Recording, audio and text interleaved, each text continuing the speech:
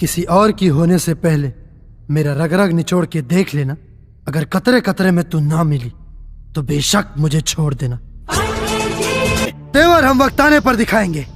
भले इस गुजरात के राजा आप हैं, पर हुकूमत हम मजदूर चलाएंगे।